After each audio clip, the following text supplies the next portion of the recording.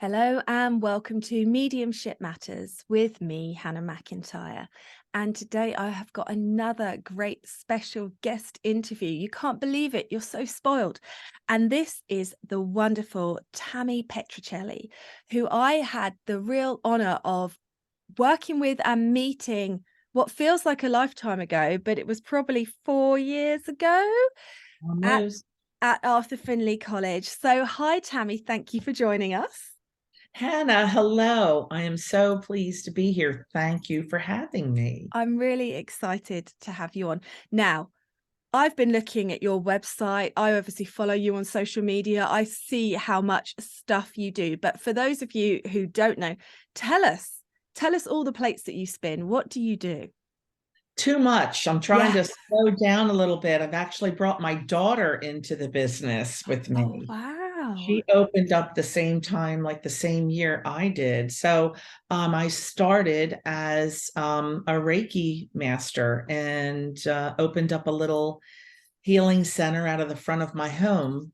And it has morphed into psychic, mediumship, crystals, aromatherapy, homeopathy, smudging, house blessing, weddings, baby blessings, naming ceremonies, all kinds of things. It's you know how it is in this business. Once you start one thing, all this other stuff comes with it.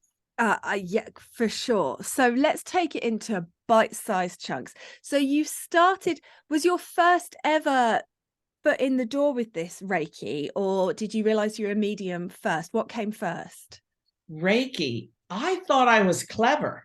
I thought I was, they say mom's intuition, women's intuition, and I just thought I was like one clever woman. And then I was doing Reiki. I'd been opened up my center for, I don't know, maybe 4 months, 3 months, and all of a sudden I knew something about this woman.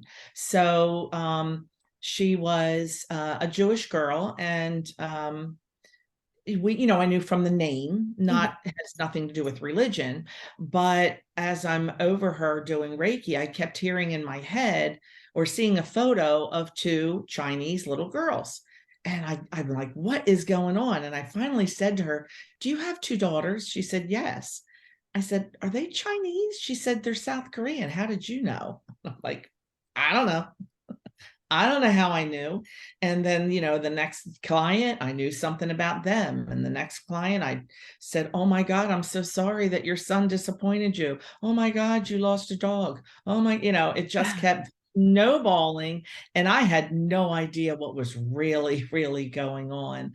Like I said, I just thought I was really clever, but that was some clues, you know, it wasn't me, it was spirit. You aren't so damn clever, girl. Yeah, sadly. I know that one well. I thought I was very wise. Not at all. So turns out me, no. So tell us, because you've written a book, haven't you, about your journey, which is called A Midlife Awakening. So tell us how it all started for you and tell us about your book. Okay, so the book, keep it right there. There's the book. So the book is like really quick, 2.5 hour read. It's not, but it's how this all started. And it started for me in midlife. So I went to, I live outside of Philadelphia. So I went to a weekend workshop or a Mind Body Spirit Fest there. And I was getting a few readings, taking some classes. And I had a reading with this very handsome Argentinian channeler, and he said, your guide said now is your time. And I'm like, for what? And he says, well, you have to get serious now. Okay, I'm not a very serious person, if know me. And they're like, no, this is your time, you have to get serious. And I'm like, for what? And they said, well, because you're going to be doing what I'm doing. And I thought, oh, wow, I just wasted $45. Like I'm going to wake up at 55. I was almost 55 and become a psychic reader. And so I was like, well, he's kind of handsome. He's got a nice accent. I'll just listen to him.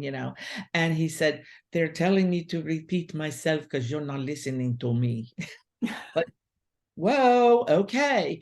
And then the next day he stopped me when I was walking by. He said, we're going to be working together. And my first thought was, oh, my husband's going to love that. Yeah. you know.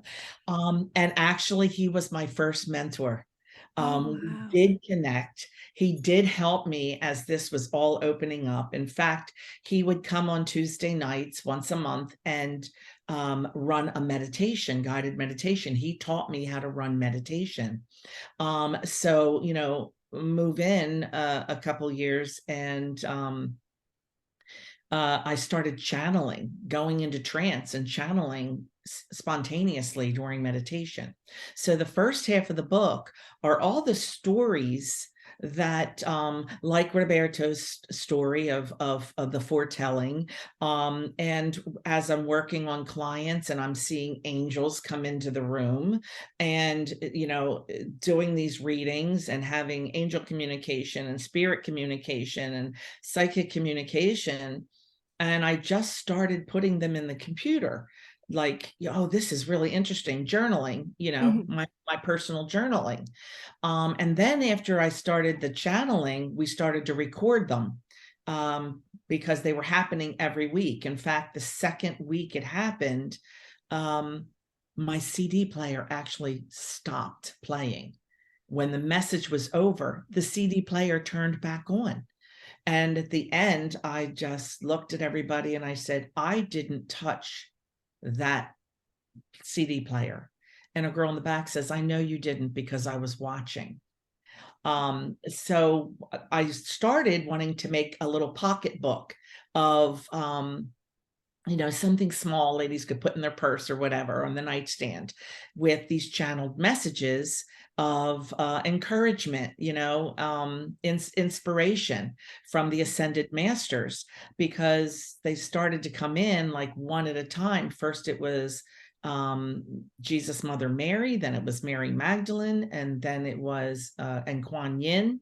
I call them the mothers. They come in together and bring messages. And then who joined them? Oh, Mother Teresa joined them, and then Bridget, Goddess Bridget. Oh, So nice. they're my 5 mothers that work with me. So they help me with healing. They help me with inspiration. Sometimes someone will ask me a question about whatever, a crystal or healing, and I have no idea. And I'll just turn around and take a breath, and boom, they give me the answer there. And I'm like, I never took science. But that's how the book came around. I said, wow, I've got all these really interesting stories, and put it together one day and did it quickly. The reason I did it quickly is some crazy man who was writing a book about mediums around the world. He was living in Spain. He's from America. He's been living in Spain. And he called me, and he may have sent a text first, whatever. Anyway, he wanted to interview me for his book. And of course, he needed to get a reading. So we made an appointment online. I gave him the reading, and he was freaking out. He was, you're going to give me a heart attack. And I'm like, I'm sorry, I can't tell you what I'm not seeing. I can only tell you what I can see or feel. And he's waited 14 years, well, now probably 20 years, for some woman in Spain who's a rich widow who was going to take care of him because a psychic in England and a psychic in Australia told him that. And he hung up on me. You're going to give me a heart attack. And I'm just like, sent him an email, and I said, I'm sorry you weren't pleased with the information that was given. I will not tell you something just because you want to hear it. But I think I would prefer that you didn't include me in your book. Yeah. And the next thing I know, I get an email that he's written the book. He's got a section on me. I freak out. I go on Amazon. I look. He doesn't have my phone number right. He doesn't have the story of my opening or whatever, anything about me right. And I'm like, oh my God, I got to hurry up and write a book and write this wrong. Yeah. So that's how it came about. See, this is the thing, isn't it, with spirit? When they want you to do something, it's not always a fluffy pink download of comfy. Sometimes it will be something that you are righting a wrong, something like that. I love it. So you're doing your Reiki, you're working in your healing, you start getting information about people. You've got Roberto saying you can do this, like so much just pushing you in that direction. So how did you develop? How did you develop your mediumship? Well, in between that, there were other people, other mediums who were coming and telling me this. I even had a medium come and do private gallery in my home for clients. And she says, well, you're a medium. I'm like, no, I'm not, no. And through her name is Deanna, through Deanna, I took my first class. And then she said, you really need to advance. You need to take better classes. And she taught me about the Journey Within, which is a spiritualist church in New Jersey, right across from New York City. Mhm. And she passed this summer. Yeah. And Janet. so it was very hard, but she was world renowned, and friends and associates, tutor associates, because she taught at Arthur Findlay also, Mhm. Janet. And she would bring all the best from the world there. So I studied with John Hollander there. I studied with Janet Havoc there. I studied with Tony Stockwell there. And I just started, going and taking these classes and practicing at home. So I always recommend to my students, get friends of friends, get acquaintances, people but you don't know a whole Mhm. lot. You're comfortable enough around them to offer them a reading to help you practice. And that's what I did. I spent like 6 weeks just honing my skills after taking a lot of classes and practicing. And a friend, a client, she started as a client. Now she's a good friend, young enough to be my daughter. She had studied tarot and was a psychic, and she was doing a radio show, a local radio show, talk show. Every 3 months, she'd be a guest on this Saturday morning hotspot. And she said it was the Psychic Sister show, and her psychic sister moved away. Mm. Would I do the show with her? And I was like, no way. I'm not ready for that. Um, and she says, yes, you are. And I said, you know what? Spirit wouldn't bring this to me if it wasn't time for me to come out of the psychic closet. Mhm. What's the worst that can happen? They can't see me. Yeah. So the worst that can happen is I'm just quiet, frozen, and she does all the readings. Okay. Yeah. Because we would take readers or phone calls from people. So I did the show with her, and that was 1 year after opening up. I was on the radio and it went fabulously. And then she moved. I took over the show, and I brought in Psychic Sisters. And then we did the show for maybe 5 years. And then it was sold. The radio station was sold, and they went to all programming on Saturday. Mhm. No live program, pre-recorded programming. But by that time, I had already started traveling around the world, studying around the world, doing all these spiritual trips, and had built a wonderful following Yeah, at that amazing. point. They had a plan, didn't they? So tell us about your spiritual trips, because I find these fascinating. Oh, it all started. Yeah, I love teaching people how to manifest. I've become a very good manifester. And one day I just said, universe, I want to travel. I want to see the world. My kids are grown up now. Let me travel. And a friend contacted me. She said, I'm going to see John of God in Brazil over Thanksgiving. I'm like, I want to see John of God. Brazil. And I said to my husband, like, would you mind if I went to Brazil for 2 weeks for Thanksgiving? Our grown kids can go have Thanksgiving somewhere else, and you can go to Florida where our daughter's in college and meet up with her. And he said, go, go, go. So that was my first spiritual trip out of the country. And it was amazing, amazing. In fact, I went to be healed of cancer. I had been diagnosed not even a year after starting this business, that I had breast cancer. And this was 2 years later, and I was doing well, but I never wanted it to come back. And he looked at the interpreter and he said, she still has to work on that. And it was 2 weeks later, I found out that the cancer had returned. Oh. Yes. On top of that, my husband comes home from work and said, I earned two trips. I earned 2 trips through business. And I used to watch this show called The Walking Dead, and they did a cruise, and I wanted to go on that cruise. So I found a couple of 26-year-old girls who needed a roommate. And so this is December, I'm finding out that it has returned. And I'd said, you know what? I'm going on these trips. I did a lot of research into natural healing because I never did chemo. I never did radiation. They did the lumpectomy, took the tumor out, and I just changed my diet and took a lot of supplements. And then it did come back in 4 lymph nodes and another tiny cancer tumor right by where they took the other one out. Mm-hmm. And like I said, I did all this research to the point I was at my table just crying, like I'm overwhelmed with info.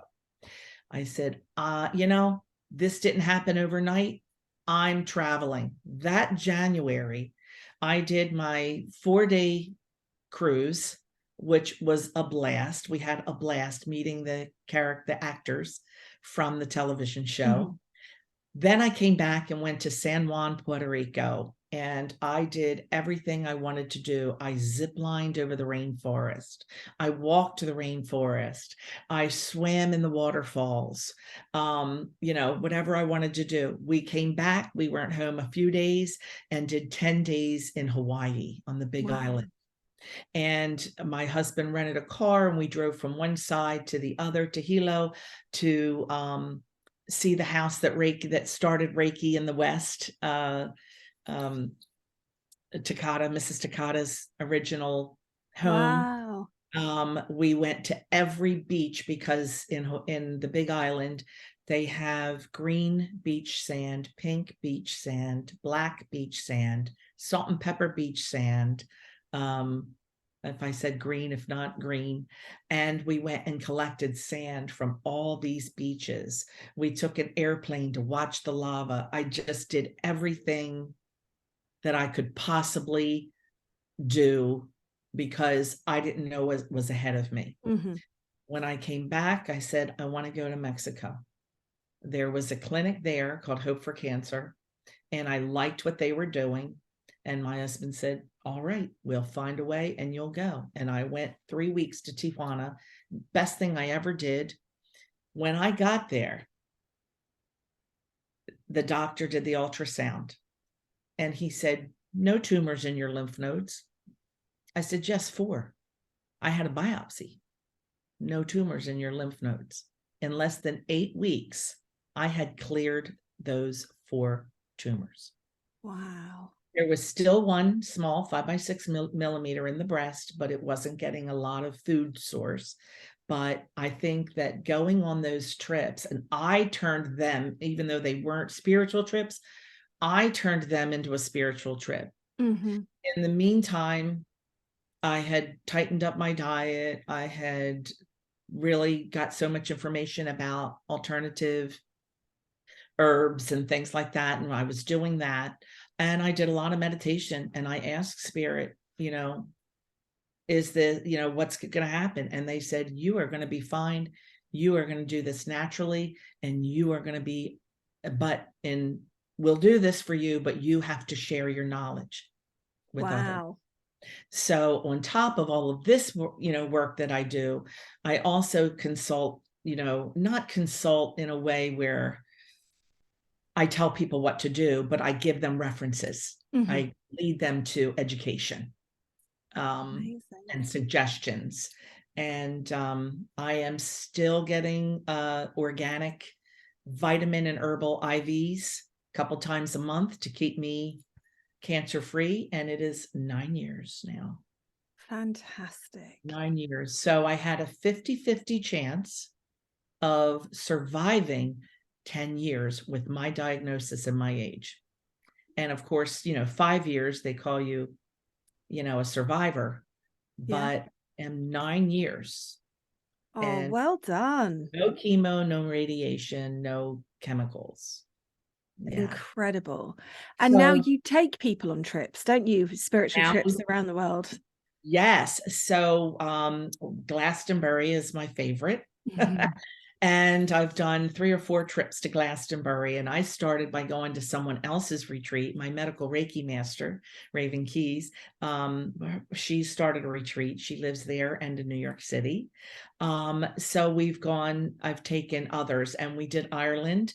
And when we landed in Ireland, I have 2 Irish shamans, Celtic shamans there. So we had one pick us up. We got a van and we spent 2 days doing nothing but beautiful spiritual work and journeying at 4 or 5 different beautiful spots in Ireland. And then we spent 3 days playing tourist, I have friends in Galway. I meet my friend in Galway, and my daughter was big Game of Thrones. She took a bus trip to Northern Ireland to where they filmed Game of Thrones, and Amazing. that whole tour, and whatever everyone wanted to do.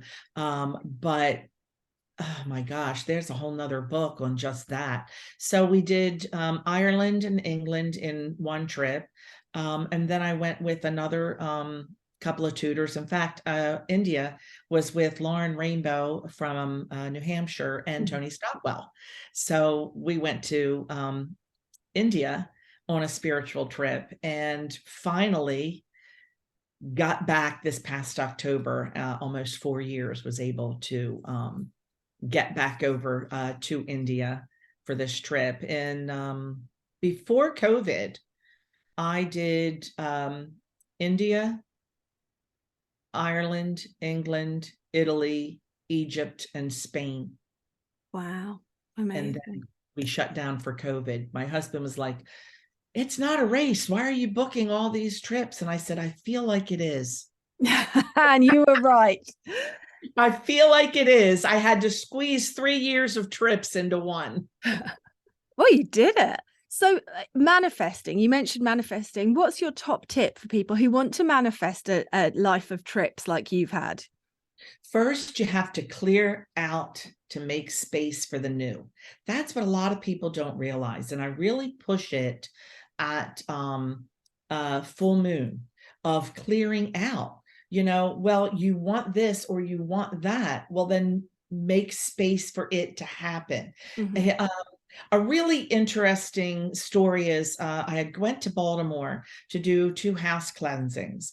And the one girl was saying she had a 19-month-old, I think. And she was saying that they had no problem getting pregnant. Now she was having trouble getting pregnant again. She had a 4-bedroom home with a full basement. Every single room was geared for this 19-month-old. Every room. There wasn't 4 bedrooms, and he had toys in every one. The office had a toy corner. No dining room. It was a playroom. The den, a playroom. The basement looked like a carnival. Mm-hmm. And it was wonderful. But I looked at her and I said, where would another child fit in? Go set the nursery up as the nursery.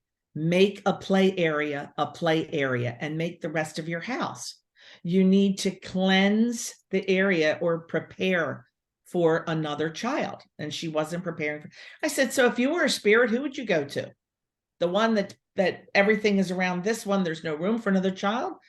or the person who's preparing for the next child. Mm-hmm. So it's kind of the same thing. First, we've got to get our mindset on what it is that you really want. And then how are we going to get that?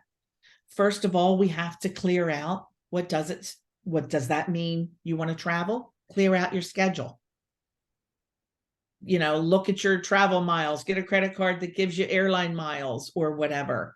Put yourself in a situation where you're socializing with others that are traveling. You have to, it will feel like falling in your lap, but if you do the work ahead of time. Amazing. So Love yes, it. full moon, we get rid of the emotional blockage that we can't do it.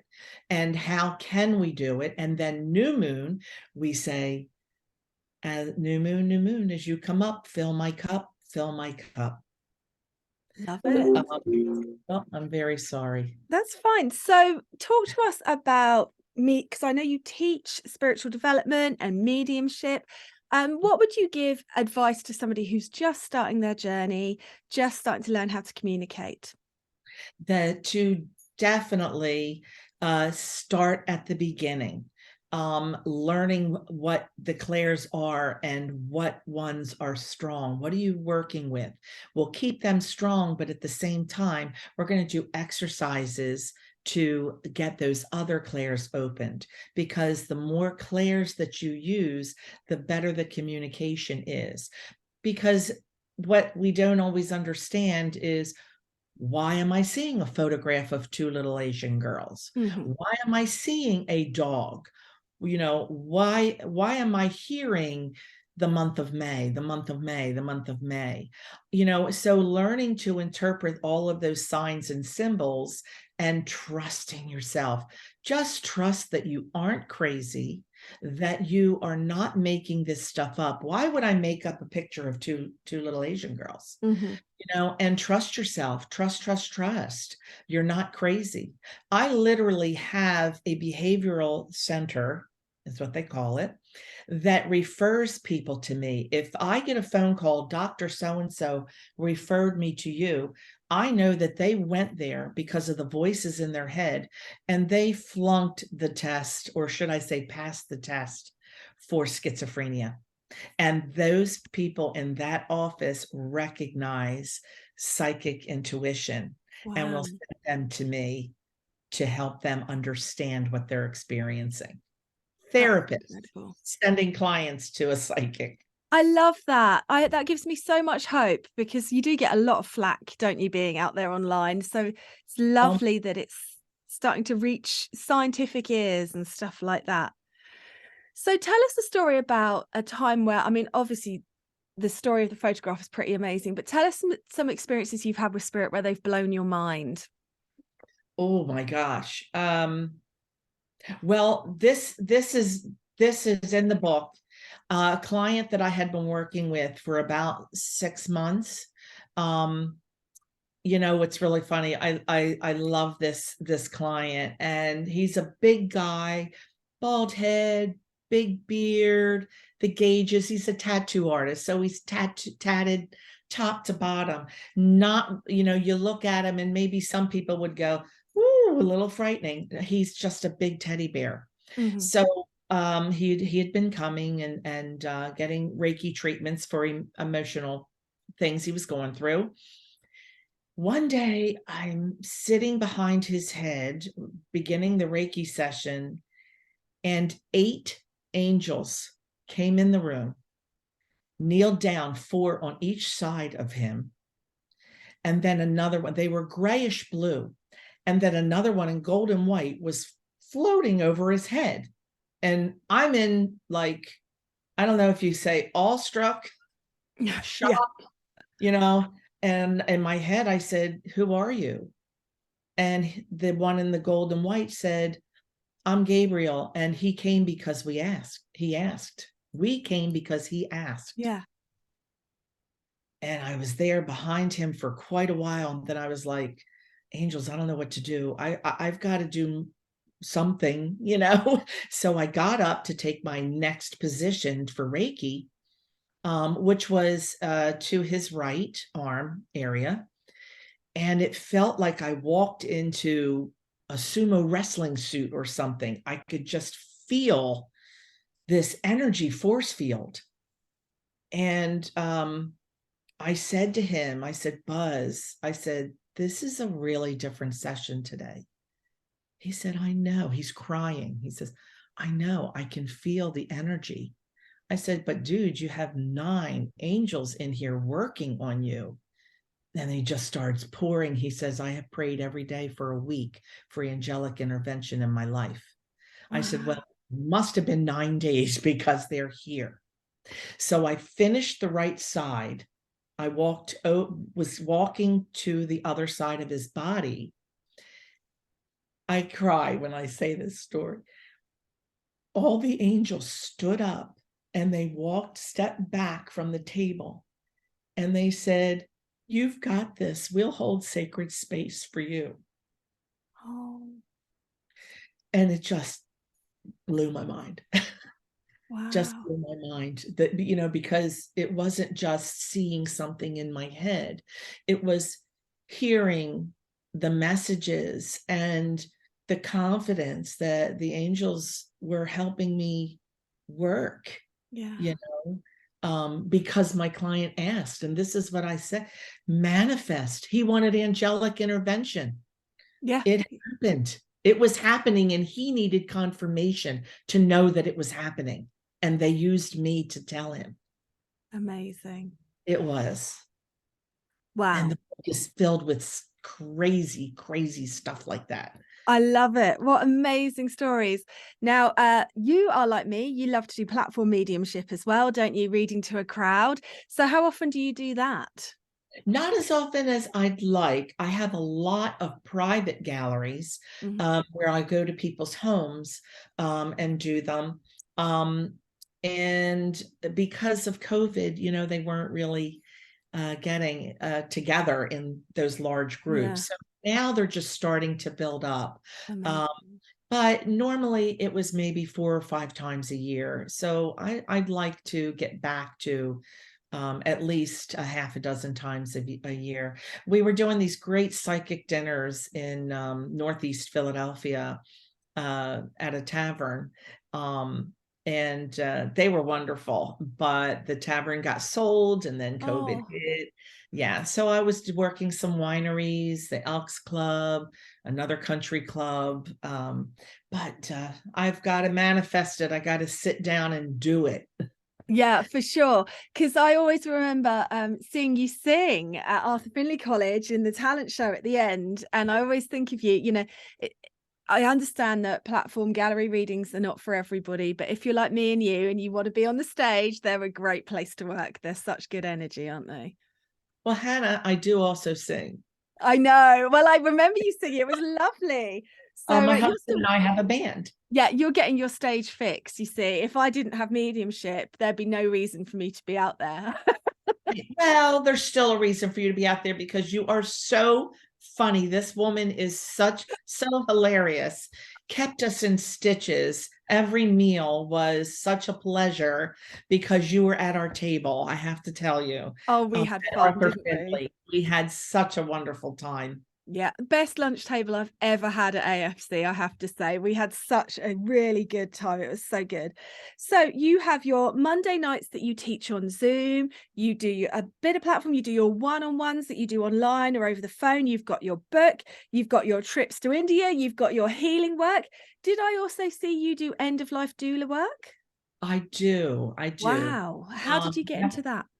Um, through a friend who was a Reiki master. I saw that she did that, and I thought that it's a much needed practice here.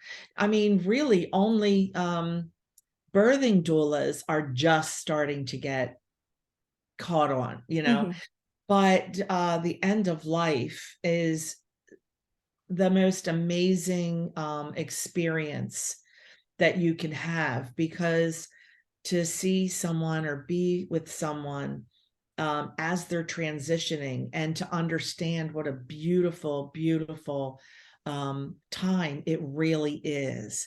It has helped me in my mediumship, Hannah, because it's given me another tool to help those who are grieving, to Mhm. help them. You understand that we help those that are grieving, because Yeah, I always believed that reading should be about healing, for sure. not about, when they call up, when am I going to meet my boyfriend, my husband, and I'm just like the radio show every week. It was finances, love, and job, finances, love, Mhm. and job. And then I would shock them when I turn around and say, I understand that there's an issue with your oldest. I want you to, and give them this, or your father has come through and he said that he is supporting you with these changes, and he apologizes that he had to leave you at such a young age. That's healing for people. Yeah. When they come in and, well, I just want to know this, I'm like, go to a boardwalk, go to the Yeah. boardwalk psychic for $15, whatever. But it is just part of that healing work. Mhm. uh Being able to see that when they pass, they smile and know that they come through immediately. Mhm. Yes. I don't normally read for people when they're deep, deep in grief. My mother passed last week. Let's give it a few more weeks, and Yeah. let's talk, because they're in such deep grief that the reading doesn't always go well, because they're on that such a low human vibration. Mhm. And you know being able to know that they come through right away. And that's a big question I'm sure that you get a lot. And I said, think of the people who have said as a child, oh my gosh, grandma passed away last night because she came to visit me in my room. Yeah. And then they get the phone call. Absolutely. you know My grandmother came through the day she died, but that's how I see it as well. It's just they're here and then they are there, but there is here and there's no separation. Incredible. And you also do work on moonstruck.tv, don't you? So tell us what you do on there. So it's a short 15-minute television that goes through moonstruck.tv, which is a computer, web channel, and A1R Psychic Radio. It broadcasts simultaneously. And I just give, maybe a 3-minute talk on a subject, and then I take a reading, and someone gets a free reading for about 10 minutes. Amazing. And that's what I do. So they can go to moonstruck.tv, search my name, and they can see all of the shows. And like I said, they're 15 minutes long, so it's not a big time investment. Yeah, which is a massive thing because some of the online mediums these days, you're waiting 20 minutes before they've even started reading for anyone. There's so much blather. So, yeah, that's fantastic for people to have a look. Well, thank you for sharing so much of your amazing story with us. I will put a link to your website in the show notes so listeners who want to find out more or get a copy of your book can go through to your website and have a look. And thank you, Tammy. Thank you, Hannah. It has been my pleasure, believe me.